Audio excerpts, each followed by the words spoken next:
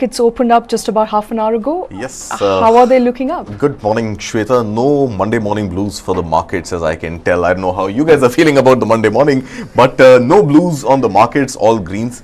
Sensex, if you remember, on Friday had crossed the 66,000 figure, holding firm above 66,000, 66,140 as we speak right now. Nifty holding well above 19,500, 19,600 at this point, 19,601.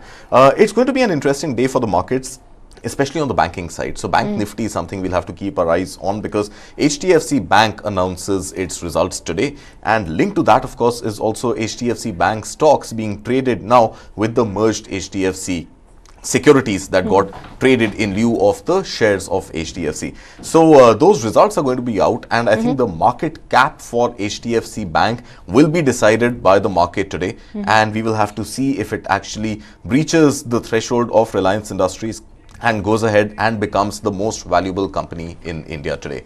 So great expectations on HDFC Bank. It is one of the highly traded stocks this morning. If we see right now which are the other stocks in action in addition to HDFC Bank, we've also got Z Entertainment. And let's see what happens on that story today. So far, we have seen that there hasn't been any relief to Puneet Goenka from the SAT, and we haven't even heard of any progress on the talks getting continued or derailed with respect to the Sony merger. We are also looking at Adani Enterprises and Reliance both trading heavily this morning. If you look at the sectors doing well this morning, you've got HDFC IT, which is up about a percentage point or so. Remember, 3 big IT companies have already disclosed their results for the first quarter. This included Wipro on Thursday. And prior to that, we had TCS and HCL Tech. Not really matching up to street expectations, not able to beat street expectations. But the Nifty IT pack is holding well right now, above, about 1% or so. Nifty Bank, on the contrary, is down just marginally, just 5 points or so. So I think this is some profit booking that we are seeing on account of HDFC Bank before the results come out. No global cues specifically right now, except for the fact that Janet Yellen happens to be in India, and we are hoping that something more than lip service comes out of the meetings that Janet Yellen has been happening with her counterparts and others in India, in Gandhinagar specifically. But yeah, I think US markets are going to open much later for us in the evening, and no real cues that need to be picked up from anywhere in the world. I think result season is going to be action packed, and that will drive the markets this week. Right, and we're going to keep a close watch on the result, or rather the earnings season as it kick-started last week. But if we have no more big cues to follow, let's quickly pick up on where you left off, which is Janet Yellen is in India. The US Treasury Secretary is here. This is her 3rd visit in 9 months. She's of course meeting the G20, finance ministers. But what's on the agenda? After Beijing, she makes a pit stop in India. Things are getting interesting. Things are getting quite interesting, and I think her statement is fairly remarkable, that India is an indispensable partner. Now, I'm not sure what to make of those words really. Do you have dispensable partners as well? So indispensable partner, yeah, I mean, it still has a sort of upper hand to its connotation. But I think US is fairly clear, and this visit by the Secretary of Treasury, Janet Yellen, which is equivalent to the Finance Minister of the US, being in India right now, and specifically in Gandhinagar at the G20 meeting, pushing for supply chains to be bolstered in India, looking very seriously in the China +1 aftermath on India being that +1. And I think this mistrust on China, the kind of allegations on China for not really, being fair in its business practices, coming again in the wake of precious metals and their exports being banned out of China, which become an important ingredient for US chip makers, the semiconductor industry. I think all of this augurs well for India in a way that there is some business activity between US and India.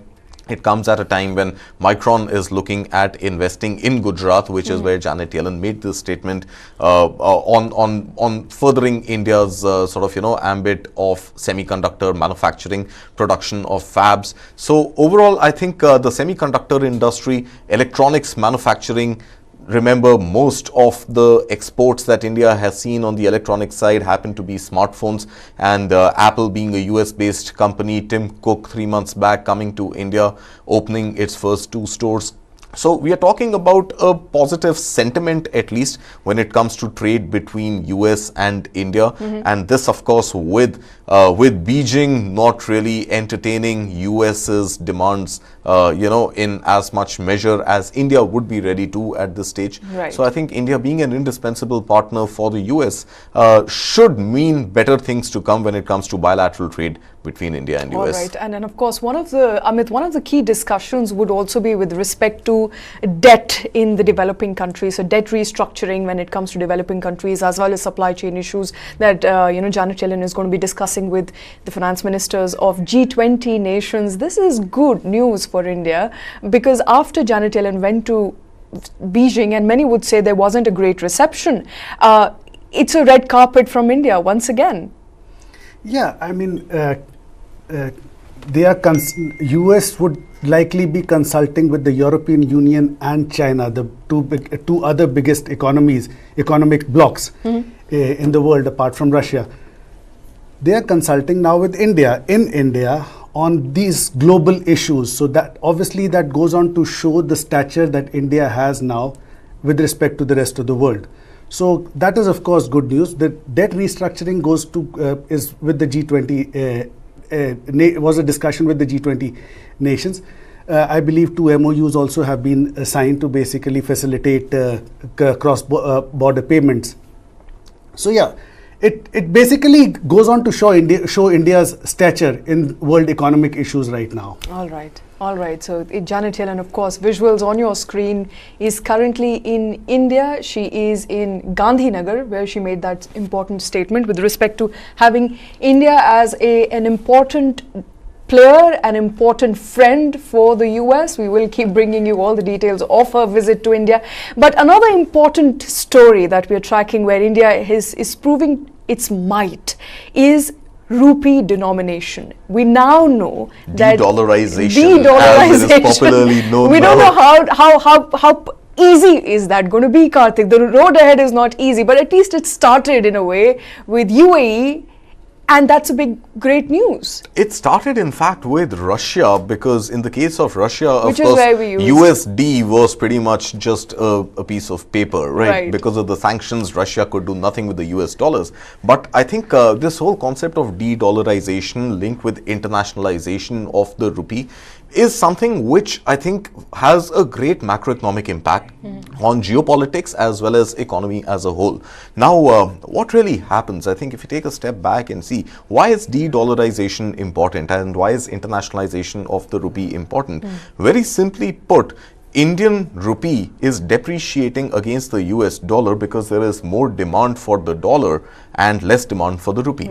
Now, in the international market, if trade is being settled only in dollars, then every country across the world wants to create forex reserves of US dollars. And it is using its own currency, its own national currency, to buy those US dollars. So typically, every country is selling its own currency in the market and exchanging that for dollars. And dollar continues to grow, and other currencies take a brunt of that rising dollar because they are selling their own currency to buy the greenback. Now, for the first time, I think with Russia, we decided, hey, nothing doing. We need to, so Russia said, I don't need US dollars, right? So find another way to settle payments. And Russia, despite India's multiple insistence, did not accept the rupee. And I think that is something that India should have taken up very strongly. It did not, for whatever geopolitical diplomatic reasons, but I think India should have put a firm foot down that no, we will settle our trade bills in rupee. But Russia instead let it be yuan rather than either rubles or yuan. So we agreed for yuan, which in any case means that we are buying the Chinese yuan by spending Indian rupees, which again is not great for the Indian economy. Now with UAE, which I think has trade with India for about $80–85 billion or so, it means neither of the two countries are going to buy the US dollar as a currency to settle trade they will buy currencies of each other. So if India needs to buy the dirham, India is going to pay rupee to buy dirham and settle whatever imports we are getting from UAE using dirham, and vice versa. UAE is going to buy INR using dirham and settle its imports from India using the Indian national rupee. So INR becomes, for $85 billion worth of trade, at least to begin with, INR becomes a more sought after currency as opposed to the US dollar. Now, as we are talking about this, even our neighbor Sri Lanka is saying it is open to use Indian rupee as its own official currency. And this is something which, again, I think it shows the might of the INR in the subcontinent, at least in the Asia region, at least in the Eurasia region, at least before it becomes more acceptable in the West. Right. So I think all of these are auguring fairly well with with UAE, with Sri Lanka accepting or willingness to accept rupee, and link that to what came about yesterday is that Indonesia may be yet another country in the bloc which will agree not just for UPI interlinkages, and these are stories that we've covered in the past and our audiences could go back and look at our prior videos, but it's not just going to be UPI facilitated transactions, but also internationalization of the rupee, and rupee being an accepted currency even in a country like Indonesia. Which is interesting, because with Indonesia we are in the preliminary stage of discussion, but if it comes through, this would be another country where rupee would be accepted, and good news for Indian trade. Yeah, and Indonesia is a huge market. Right. With UAE, it is our third largest trading partner and the second largest export destination. So it's going to be a huge amount of transactions. This basically started in February 2022 when India and UAE signed what they call the CEPA, Comprehensive Economic Partnership Agreement. So since then, trade between the two countries has grown 15%. So it is 85 billion, as Karthik said, but it has grown. So it's a huge small cap of services and goods that we export and trade with the UAE. So yeah, with Indonesia, which is a huge market, much bigger than the UAE, sky's the limit.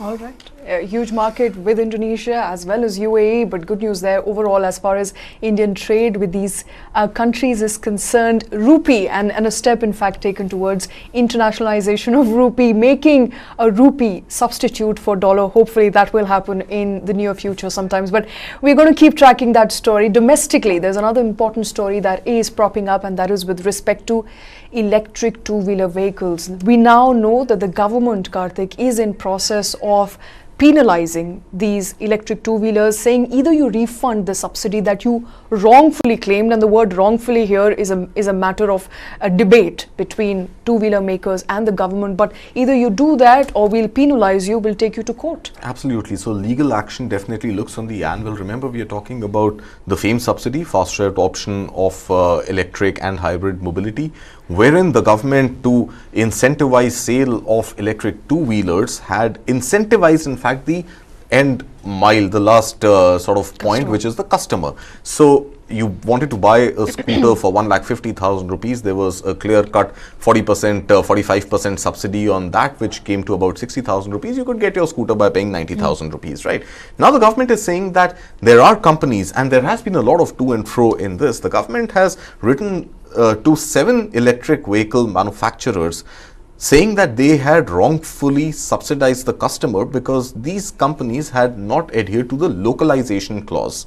And this localization clause meant that that these companies who are manufacturing electric two-wheelers had to procure their components, a bulk of their components, from Indian manufacturers, and which these companies did not do, especially on the battery front. And they imported batteries from China and claimed subsidy on that. And this, again, there are both sides of this story. The government is saying that localization was the criteria. The players in the electric two-wheeler industry are saying that localization of batteries was never the criteria, and the government is going back on its word. So overall, about 456 million or so is the figure. 456 crores apparently is the figure, which is due, according to the government, as refund back to the government from the 7 electric vehicle manufacturers. 2 or 3 out of them have said that they will try and return this money back to the government. Obviously, the customer is not going to come and refund the subsidy the customers receive, but I think this is something that the electric two-wheeler manufacturers will have to take on their own books, and they will have to take it on the chin if they want to stay in business and shell it out of their own pockets, which is not going to be healthy for the overall competitive environment on EVs. And now the government is saying that if you don't voluntarily come and refund these subsidies which are wrongfully claimed, we're going to take you to courts, we're going to take legal action. So this battle is far from over as far as I can tell. Far from over, in fact, to the point where it's just begun. We put out all those details for you on a documentary, in fact, that we made here on Newsline to understand what is FAME subsidy, what is the bone of contention between two-wheeler EV makers and the Department of Heavy Industries or the Government of India at large, what subsidies are we talking about, to what tune, and why are EV makers dying or suffocating for oxygen, as they call it, all in that documentary. Do watch.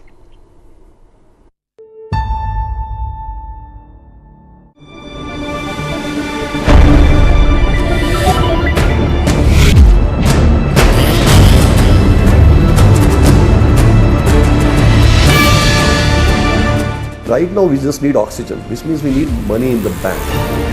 1,600 crore rupees of pending subsidies. And sale is not happening, so let's subsidize 30-40%. It does not work that way. You have to address to the issues in the entire ecosystem.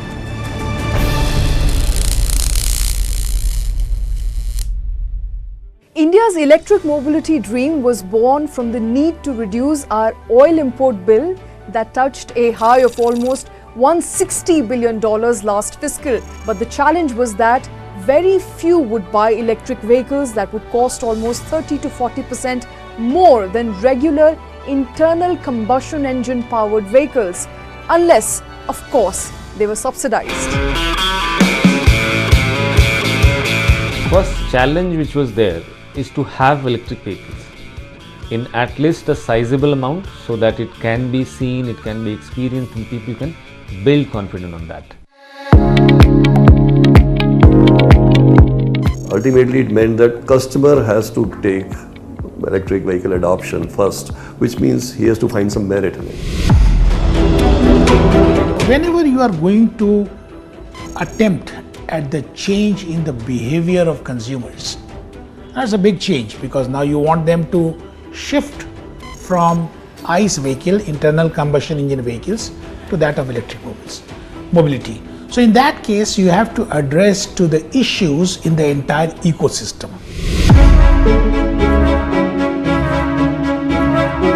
Every focus and attention was how to make it cheaper. Cheaper means import duties were brought down. Government helped so much, from 15% to 0% for electrical components. And then they started giving incentive to customer also. These subsidies came in the hands of the consumers through the now rather defamed FAME scheme, faster adoption and manufacturing of EVs. In its first phase, scooters were subsidized up to 29,000 rupees. It gave some hope, but then in 2019, FAME 2 made a big commitment, a 10,000 crore rupee outlay to subsidize end users up to 40% of the retail price. So, electric scooters worth 1.5 lakh rupee had the government funded subsidy discount of 60,000 rupees. When industry, which is conventionally a ICE engine industry, they had to come and they have to set up an entire range or assembly line of electric vehicle.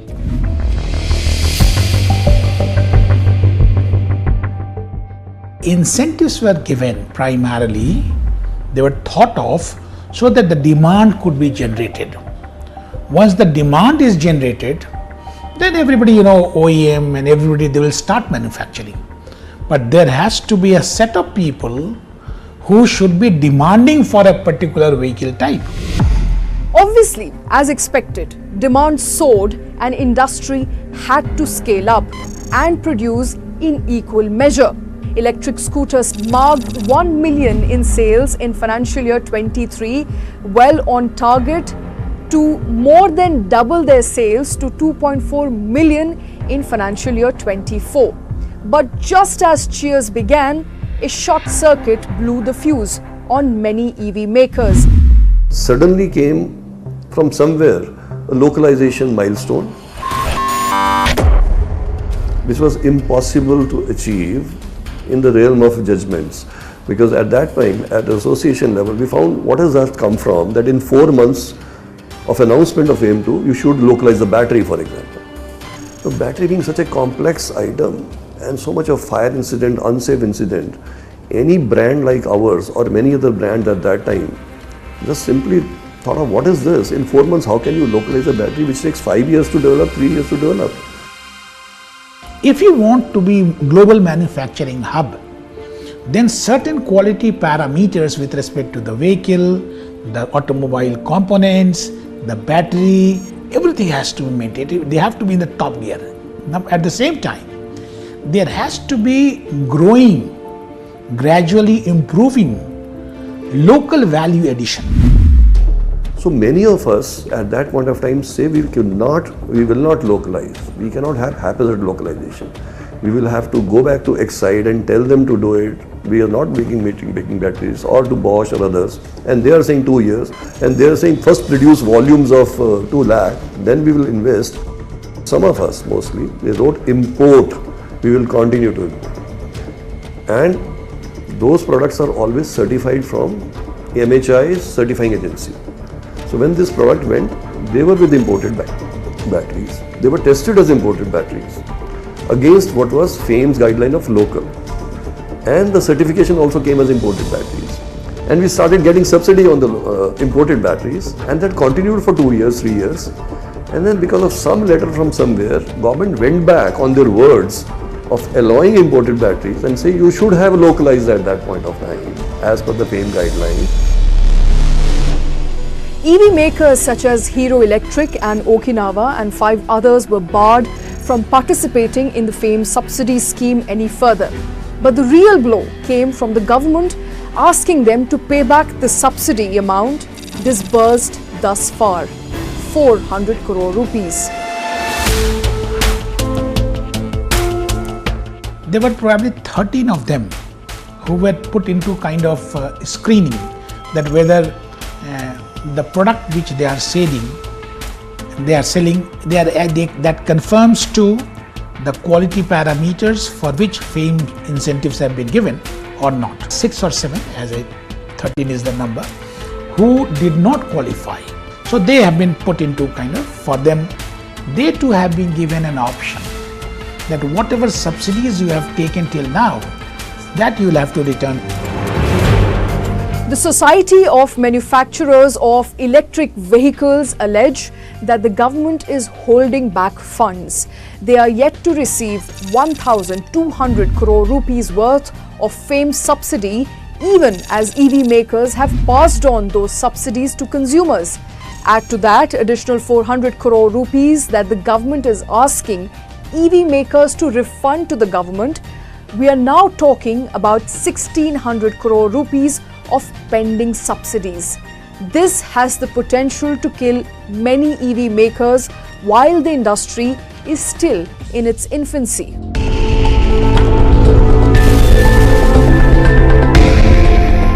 Today time for us is running out by the hour. Right now we just need oxygen, which means we need money in the bank.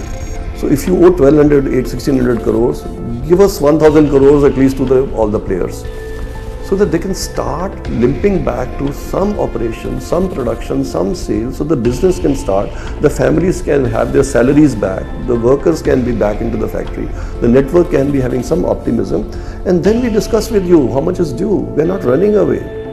From my point of view, if I say why even it was subsidized, it may be personal, but it's right to say it was wrongly placed.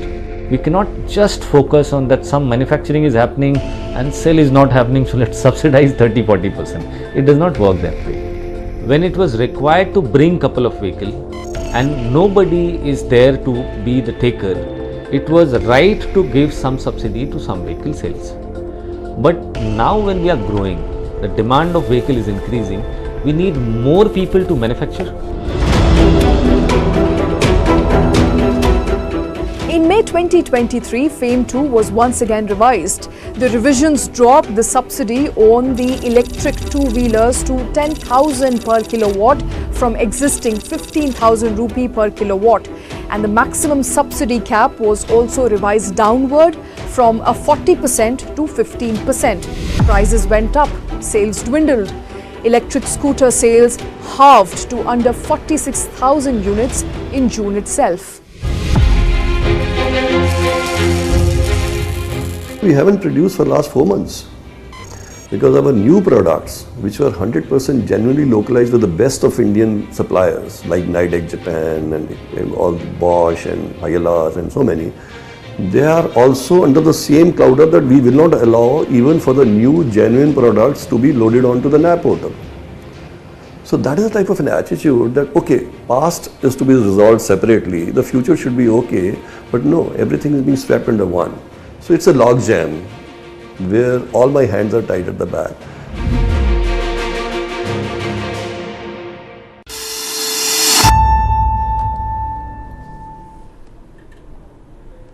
Fame Over, that's the name of that documentary. You can watch it on News 9 Plus app. Download now for more such and similar stories. But discussing where we left off, FAME, an important subsidy that was, in a sense, changed, revised, rolled back, at least for players who were found guilty of the alleged violation. Players here that continue to maintain that it was Department of Heavy Industries that approved the battery that went inside the vehicle. So they agreed with us, and subsequent to which 2 years the subsidy carried on. Suddenly there was a letter that came in, or email that came in, An anonymous letter. An anonymous letter email. So in a sense hinting at something that's happening here that is not in the realm of public knowledge. So a letter that was sent out anonymously, post which the government decided to take action, and now is what we see. 7 at least EV makers that are dwindling, their fortunes are dwindling. They haven't produced for as many as 4 months. We have the Hero Electric CEO who says 4 months we haven't produced a single vehicle. We don't know how long we can continue if this phase continues unabated for a couple of months from now. But what we are learning now is that this will be further bad for EV makers if they are asked to pay back 400 and upward of 400 crore rupees. Karthik, all in all, the situation is not looking good for two-wheelers, at least 7 two-wheeler EV makers. So I think, if a legal battle has to ensue, the players should be okay with it. I think the players should have perhaps instigated legal proceedings themselves rather than wait for the government of India to take them to court. And in this case, of course, they end up becoming defenders rather than plaintiffs. Had they gone, then the onus would have been on the government to come back and tell the courts why those subsidies were wrongfully credited to these EV makers for them to pass on. Number 2, why did the government not do its own due diligence at the time of disbursing these subsidies? Absolutely. Right. Now it's a little late in the day, 2 years hence, where subsidies have already been paid, and it's not that you just write a letter to the government and say, you know what, I need 100 crore rupees because I'm selling those many vehicles and we need subsidies. I think every vehicle, every unit sold would have enough and more documentation which goes back to the government for their approval before, and we know how these transactions work. I mean, we've seen how these transactions work in offices, in corporations. This is Government of India we are talking about. Enough and more checks and balances should be in place and would have been in place, to my mind, to check whether the compliances are all in place or not before somebody would have written a check out to these 7 EV makers. If that was not done, and now if the government is saying come back and refund those 450 crore rupees, which the EV makers feel is incorrect in the government's ask, then they should have moved the court already. But I think they were waiting for some sort of discussion, some sort of dialogue with the government for this to ease itself out. Dialogue is over, right? It appears. Now it seems that the dialogue is over. The window for dialogue is also over. Absolutely. So the government is coming down with a heavy fist, saying that I need the 450 crore rupees back, otherwise I take you to court. I don't think the EV makers have much choice right now rather than fight it out in court. Remember, if they pay this money back, like Suhinder Singh Gill was saying, and many others that you have spoken to for doing this story, they're saying they're running, this is like oxygen for their business. You can't withdraw oxygen and get them to fight. And Suhinder Singh Gill is saying that, you know, I'm fighting with my hands tied back. So they don't have much of a choice right now than face the government of India in the court and hope that the court is able to grant them some relief for them to keep their businesses running, for them to continue paying their employees, and have this EV story in India, which has a target of 2030, not get washed away in this misunderstanding or this lack of emphasis, attention to detail on the fine print of localization versus non-localization. And I think the industry is right. Localization is not something that can happen overnight. Absolutely. You're still dependent on China for batteries. You're still dependent on Taiwan for semiconductors. You're still dependent on so many other nations in the world for different input raw materials that come in. Building that whole ecosystem cannot be the responsibility of the EV manufacturers or assemblers themselves. I think there has to be a clear-cut roadmap drawn out that we want 10% localization in the first year, 30% in the second year, 50% in the third year, so on and so forth. I mean, I'm sure some science could go into it to arrive at a more realistic, achievable target, or at least a debatable target. It can't be localization 50% from day one, including batteries. There aren't any battery makers for electric vehicles in India right now, let's face it. And they want volumes, which is what Suhinder Gill also They want pointed out. volumes, of course. So industry will be able to give them volumes, but again, the R&D, the manufacturing, producing them, ensuring that it meets all the ISI standards, BIS standards, they don't catch fire, all of those require tremendous amount of testing after the first few pilots are rolled out. And in those conditions, you can't install them in scooters and send them out. Remember what happened with the first few electric scooters that got sold in India? Within days they were catching fire. In fact, absolutely. Showrooms after showrooms were burned down because some short circuit somewhere, some spark, one electric vehicle caught fire and brought the whole showroom down. So I think all these safety mechanisms have to be built in, they have to be tried, tested, and all of that needs time, and the government needs to give the component makers that much time before they implement localization. All right, so the due time that is needed for two-wheeler EV makers, but they don't have time, because from what we know, the point of discussion, or the discussion rather, that was carrying on for the last couple of months is now over. Government is out, coming on record. The Secretary for Department of Heavy Industries is now coming on record, Amit, to say that we will initiate action.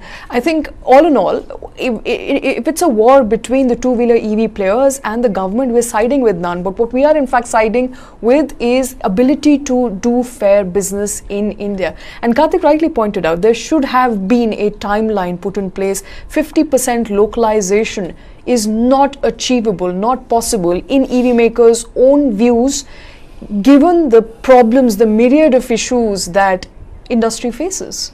Yeah, so I had the opportunity for your documentary talking to people on the other side of the fence, that is the government side, and they were of the opinion that enough time was given, and they mentioned, and those voices are there in your documentary, that they shortlisted 13 companies who were asked to prove to the government that why they should not be penalized. And 6 or 7 of them did come out with arguments that the government accepted, and the other 6 were put into this group, which were basically asked to give back the entire subsidy to the consumer. And I believe those are the ones being taken to court, or they are the ones who are going to be basically penalized. And we have carried both sides of the argument, and it's good that the matter is in court. So let's see, it's basically what we are saying is he said, she said. Not in court just as yet, but will be in court. Will be in court because they've been asked to indication. penalize, and the government has threatened penal action. So yeah, so Right. it's a matter. So it's basically one side saying that there was time that was given enough, at least for them to prove to them why they should not be penalized. Right. And the other one is saying that okay, we were given no time to basically absolutely, give 50%. absolutely. I think But the there's a goal point is there, Shweta. yes. I think the point is that if 50% of the 13 EV makers did go for localization, there was enough case for the remaining 50% to also have adopted localization. Absolutely. So we'll have to sort of let it play out in court, because you never know if the EV makers have also fudged their documents. We haven't seen those documents yet, right? Absolutely. If they have made certain claims that they have not lived up to, we don't know. So I think all this will come out in court, and if they are guilty, I think they will pay up and they will settle. If they genuinely believe they are not guilty, then they will take this up in the court, and then let's see who proves to be correct in this instance. Absolutely. As I said, in this battle between two-wheeler EV players and the government, we side with none. We are hoping that there will be enough opportunity for two-wheeler players to continue existing and continue their business of making two-wheeler EVs in India to achieve the target of 30% electric vehicle fleet by 2030. Now, another good news that is coming in with respect to EV business, particularly in India, we're given to understand that Tesla's battery supplier Panasonic is in talks to set up a shop in India. This will augur well for four-wheeler electric vehicles, Amit. Yeah, advanced talks, it seems. Advanced talks. Okay. And they were probably nudged by Tesla, who recently made an announcement that they are basically coming to India in a big way, and he's a fan of Modi and he wants to India as a big market and all that. So Tesla basically asked its EV suppliers to begin negotiations with local governments, especially Indian government, to set up facilities there, basically to enhance the ecosystem. Now, Panasonic, this is good news in more ways than one, because Panasonic itself had targeted increasing its EV capacity 4 times to 200 gigawatt hours by 2031. It is 1/4 of that right now. So they have 7 years to do that. They have their plant in Nevada. They were setting up a plant in Kansas, and they were looking at Oklahoma to basically expand this capacity. Now, India was not in the picture at that time, and this was just few months ago. Now, India is in that picture of basically Panasonic setting up their EV facilities in India to basically meet that target of 200 gigawatts. It could be because they haven't set up in Kansas and Oklahoma as yet. So most of that, or quite a bit of that, probably may be coming to India. So it is good news for India in more ways than one. Okay. That's all I can say. Okay, but it and also the investment is about close to 4.9 billion that Panasonic is going to put into this. $4.9 billion dollars would be the investment that Panasonic is likely to make into India. But I think it's also good news for the fact that Tesla, it appears, is now on a firm footing as far as its entry into India is concerned. Something that we've been speculating for a while, although Elon Musk, reiterated his commitment towards India when he met with Prime Minister, when Prime Minister was in the US. But I am assuming from where the talks are with Panasonic coming to India, where Tesla, reiterating its position that it's going to make a foray into India. So all those big talks and plans that we've been discussing here on this show for about 6 months now could come into fruition soon. So I think one thing is fairly clear in this whole debate between Tesla coming to India, not coming to India. Tesla has seen that localization is going to be imperative. Absolutely. Right? Can't do away with that. I think it is learning that on the account of what the two-wheeler industry has faced in India. Four-wheeler industry is more prepared, I suppose. So the four-wheeler industry is taking cues from the famed subsidies not playing out well, and they understand that localization is going to be imperative. Producing batteries in India, whether by an Indian company or a country of any other origin, but in India, on the land of India, employing Indian people, is going to be imperative. And it is definitely talking to its vendors, including the likes of Panasonic, that go explore the lay of the land and understand if you can set up operations there, because battery is going to be a critical component that goes into any electric vehicle. And lithium ion reserves, even though we have discovered some in Jammu and Kashmir in India, we don't yet know whether we will be able to extract lithium ion by ourselves, and whether we will still be dependent on importing those core elements of nature that go into batteries. But I think Panasonic is definitely looking at the lay of the land, trying to understand, trying to set up its own suppliers back in line to set up shop here. Now remember, this also comes when Hyundai incidentally was also going to set up its own EV manufacturing plant here in India. and they were going to avail of the PLI subsidy, but backed out last minute. So we don't know what really happened with Hyundai not setting up that plant. Maybe it was doing its exploration at a time when the EV story was not as written about, as talked about, and did not seem as effervescent as it does today. So it did try to explore setting up a battery unit here, and Hyundai also has its own range of electric vehicles. Hyundai Kona, for example, is an EV. So anybody who sets up a EV battery manufacturing plant in India has a lot of customers waiting to be served. So that is clear. So if Panasonic wants to come, and even if the trigger here could be Tesla's entry into India to produce low-cost Tesla vehicles, 20 lakh rupees or so, and for whatever reason, if Tesla is not able to drive into India, there are enough and more other players in the Indian four-wheeler industry who could avail of batteries being manufactured in India.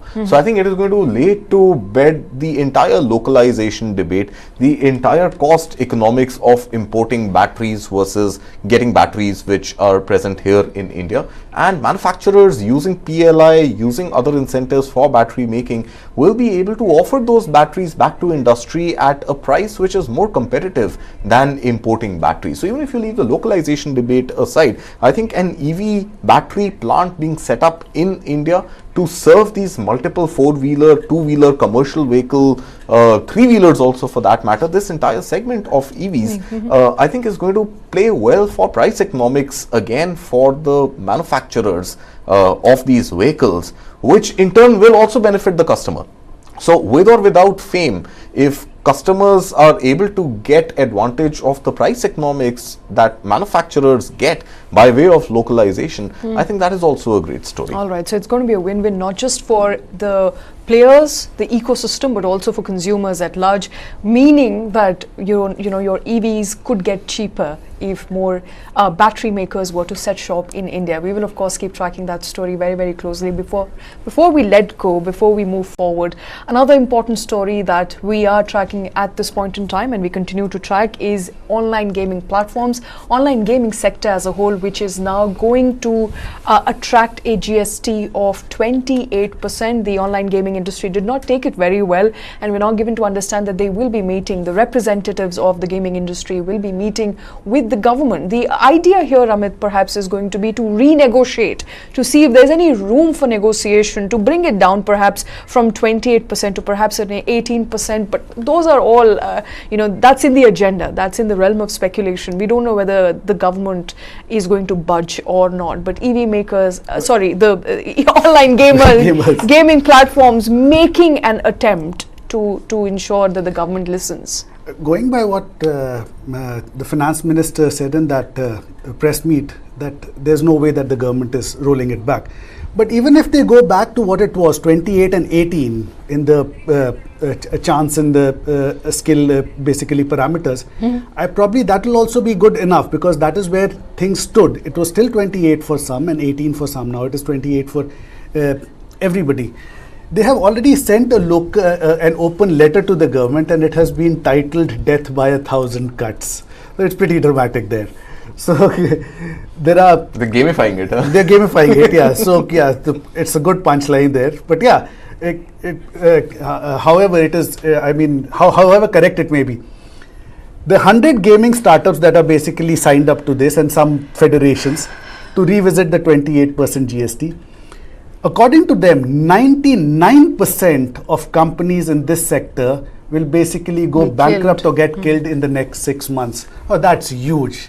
You're basically taking away the entire industry. Yes, absolutely. Given the fact that between 2014 and 2020, 500 million worth of FDI came into this industry, and in the last 1 year, January 2022 to June 2023, the FDI that this industry attracted was 1.5 billion. Online gamers in the last 1 year rose from 360 million to 400 million. So it's a very, very big industry. Now imagine 99% of that getting swept away, just swept out. So there is a case for the government to relook. Okay. There is a reason why I had that slip of tongue, Karthik. I realized this is the second industry that's saying that we're going to die. after EV makers. Now, online gaming industries, most of them saying 99% of us are going to die. We're going to be within 6 months. So I think, maybe that's the slip of tongue here, because in this industry specifically, and with respect to GST regulation, I don't know if the government is going to relook or not. From what we are reading in the newspapers, tax authorities very certain that they do not want to roll it back or make room for a lesser GST. They don't want it to be comparable to the GST that is levied on other essential items or items of daily consumers that we use as consumers. So all in all, it appears that gaming industry is going to continue to take a beating, will continue to take a beating, and if it's not rolled back, I think the other ideas that were floated, of course, were to not have a company here, but to have an offshore registration, which are the routes perhaps all these gaming platforms are going to be looking at as alternatives. Spoke to platforms and associations of gamers, they said no, that is not something they're going to do. That is something they said on record. I don't know what they will eventually do. Okay. But they said they're not going to. Yeah, they don't want to hoodwink the system by setting up shop abroad and not pay taxes, right? That is the official statement. Okay. But I think the challenge is not as much with 18% versus 28%. The challenge is face value versus platform fee. So they are saying you charge 28%, no problem. Whatever logic you've given us, we'll abide by that logic. You charge 28% in lieu of 18%. Don't charge it on the face value of, let's say, every single rupee that gets deposited on the platform. So if a gamer pays 100 rupees to the platform, you can't, the association and the gaming platform say that you can't charge 28 rupees off that 100 rupees. If my fee is 10% as a platform, then the 10% of the 100 rupees deposited, 10 rupees, you charge me 28% on that, 2.8 rupees. I'm willing to pay you 2.8 out of 100 rather than 28 out of 100. The tax should be applicable not on the face value, it should be applicable on the platform fee only. Okay. And I think that is the main grouse. Now, remember, this also comes at the back of a lawsuit in Karnataka High Court, which the GST authorities lost to Gamecraft. In fact, Gamecraft had taken the GST Council to the court and withstood a tax demand of 21,000 crore rupees. Now, Gamecraft is one of those companies because it kept paying an 18% tax, where the government said that no, you need to retrospectively pay me 28%. Now, even in this last GST Council meeting, the government is saying the tax was always 28%. We've just come out and clarified it so that every player over there knows that it is 28%, not 18%. And this face value has been a shock. So 21,000 crore rupees of tax demand, Gamecraft has not paid that. And it might now eventually have to pay. All right, so a death by 1,000 cuts is what the gaming industry is calling it. We will continue to track that and more. We'll be back at 4 p.m. Thanks very much for watching.